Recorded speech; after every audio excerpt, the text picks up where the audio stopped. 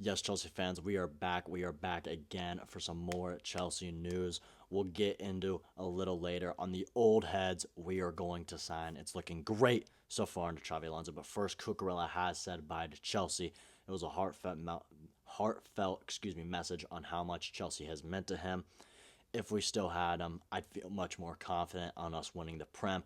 Unfortunately, there's no reason to think like that anymore because we ain't gonna have him. Hopefully, Hato, though, can reach Cucurella type of potential in the future. We'll have to see. I'm not too sure. It also just depends on how much Xabi Alonso does the 4-2-3-1, the 3-4-2-1. I've mentioned that a million times. We'll have to see. But Cucurella, thank you so much. Good luck to you in Madrid. Move. Chelsea lead the race to sign Jordan Henderson and have agreed personal terms with Danny Welbeck. It's crazy. Xabi Alonso keeps flirting with every old timer in the league, along with Granit Xhaka. Jordan Henderson will speak on first. He's 36. He's got a $3 million transfer value. He was a Liverpool legend. Played about 492 games for them, I believe. If I think that's number exactly. Went to Saudi. Now he's at Brentford. He's one of the reasons why Brentford have had so much success this year. But I'll take him if we're gonna get him for like 5 million. Fine with me. And we still need an old time leader in the team. Just don't overpay for him. There's no point to pay any more than like 5 million for him. I don't want him for any more than like 5, 6, 7, 8 million. Was still in the English squad for the World Cup until he broke his arm embarrassingly. We all saw that. Don't even worry. But he's a Premier League champion and a Champions League winner, excuse me, and sorry, I had to make sure my mic was still on, and captain both teams. Is the third time the charm. We tried with Granit Xhaka, we tried with John Stones. Now can we get Jordan Henderson into the squad, or maybe Danny Welbeck, 35 years old, another old timer. Finally, the man can't score against us anymore because we're going to sign him. We've agreed personal terms with him as of the latest. At first, I was thinking no, but he would be a great backup. I just didn't want him because he scores against us. That's pretty much it. I have a personal agenda against this man. But I'll take the experience. Again, just don't overpay. It's another Brighton player. We have the 100% success rate with Brighton. It was Cucurella, Caicedo, the Encarnacion dude who was at Paraguay. Could be Welbeck. I'm missing more. 100%. Liam Rosina also played for Brighton in his days. Anyway, Chelsea will not look to sell Amiga per reports that thought we were going to. Only maybe Jackson and Delap. And Aston Villa are in direct talks with Nico Jackson's camp and Chelsea FC to find a solution for a permanent transfer or a loan. Nico Jackson, I would hate to see you go. I actually do really like Nico. Again, he misses about 1 million chances every single game, so maybe it is good to move on from him. And if we're going to keep anybody, I do want to keep Amiga just because, we haven't seen him yet. We've seen Delap. He wasn't good. We've seen Jackson. He also hasn't been great with the finishing. But, it is what it is. Let's just try Amiga now because the reports earlier today that we might actually be looking to sell him, and then there wasn't. So there's always got to be some clickbait.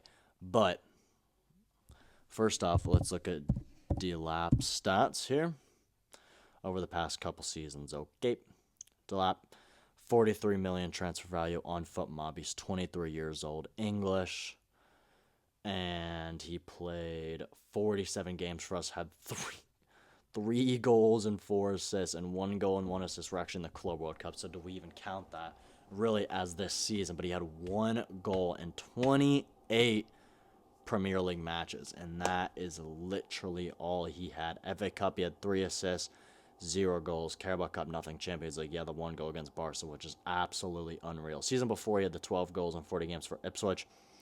Look, you can't play 1,000+ minutes in the Premier League and score 1 goal. That's all I'm going to say. I think he could be good under Xabi Alonso, just because it's Xabi Alonso. I feel like he can make anybody good, so maybe we could give him a chance, but you could also say the same thing and give Nicholas Jackson a chance under Xabi Alonso. So, I'm not too sure, but Nicholas Jackson In the 2 years he played at Chelsea, 17 goals, 6 assists in 44 games, a lot better than Liam Delap. 13 goals and 6 assists in his next campaign, and about how many less games is that? 7 less games, so 34 games for Bayern Munich, 11 goals, 3 assists. I'm sure a lot of those were substitutions, so, whatever. 8 goals in the Bundesliga.